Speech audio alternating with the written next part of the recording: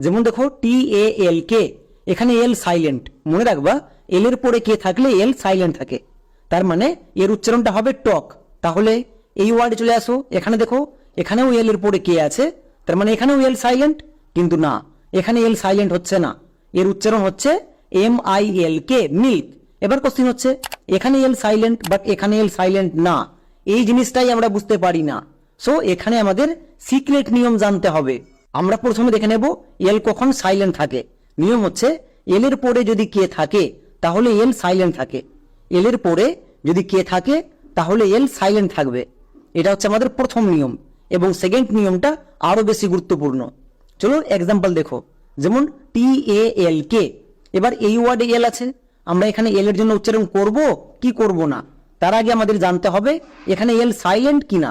এল এর পরে কি আছে কে, এল এর পরে যদি কে থাকে তার মানে এল এখানে সাইলেন্ট, আমাদের এরকম করে বুঝতে হবে। ক্লিয়ার? সো উচ্চারণ করা যাক। টি এর জন্য টো, এ এর জন্য ও, এখানে এ এর লং সাউন্ড বা শর্ট সাউন্ড একটাও হবে না, ও সাউন্ড দেবে। সো টো প্লাস ও, টোই ফিরে আসবে। নেক্সট এল, এল এর উচ্চারণ হবে না কারণ এল এখানে সাইলেন্ট।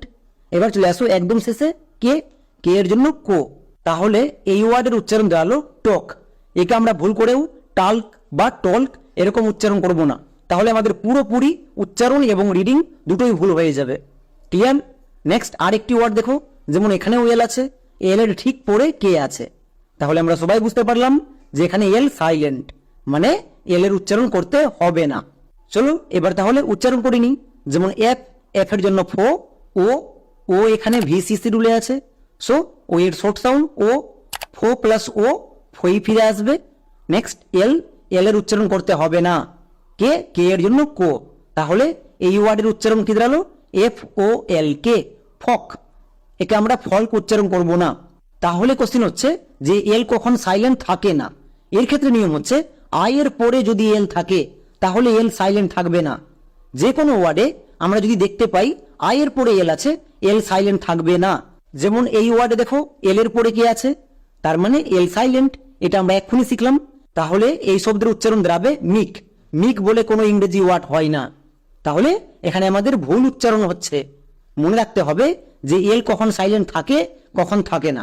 এল এর পরে কে থাকলে এল সাইলেন্ট থাকে, বাট এল এর আগে যদি আই থাকে তাহলে এই আই এর জন্য এলটা আর সাইলেন্ট থাকবে না। যদি আমার এখানে আই এর পরিবর্তে অন্য যে কোনো লেটার থাকতো তাহলে আমাদের এল সাইলেন্ট থাকতো। এটাকে খুব ভালো করে মনে রাখবা। তাহলে উচ্চারণ করো এম, এম এর জন্য মো, আই, আই এর জন্য হস্তিকার, তাহলে কি হলো মোয়ে হস্তিকার। এখানে কিন্তু এল এর উচ্চারণ হবে, তাই এল এর জন্য লো, কে, কে এর জন্য কো, তাহলে এই ওয়ার্ডের উচ্চারণ দাঁড়ালো MILK, মিল্ক। সো এল এর উপরে কে থাকলেই যে এল সাইলেন্ট হবে এরকম কোনো নিয়ম নেই, আমাদের আরেকটি নিয়ম চেক করতে হবে। যেমন আরেকটি ওয়ার্ড দেখো SILK, এখানেও এল এর উপরে কে আছে, তার মানে এল সাইলেন্ট, বাট এল এর আগে কি আছে আই, তার মানে এই আই এর জন্য এলটা আর সাইলেন্ট হবে না, তার মানে এখানে আমরা এল এর উচ্চারণ করতে পারবো। সো উচ্চারণ করে নাও এস, এস এর জন্য দন্ত সো, আই, আই এখানে VCC রুলে আছে, আই এর শর্ট সাউন্ড হস্তিকার, বসিয়ে দাও। নেক্সট এল, এল এর জন্য লো, এল এর জন্য লো। এবার চলে আসো একদম শেষে কে, কে এর জন্য কো, তাহলে এই ওয়ার্ডের উচ্চারণ দাঁড়ালো SILK, সিল্ক, সিল্ক। এখানে কিন্তু এল এর উচ্চারণ হচ্ছে। সো এই জিনিসটাই আমাদের বুঝতে হবে, তাই এই টিপসটা খুব গুরুত্বপূর্ণ ইংরেজি রিডিং পড়ার জন্য। সো ইংরেজি রিডিং যদি ঠিক করতে চাও তাহলে এল কখন সাইলেন্ট এই জিনিসটা ঠিক করতেই হবে, এটা কি খুব ভালো করে দেখে রাখবা।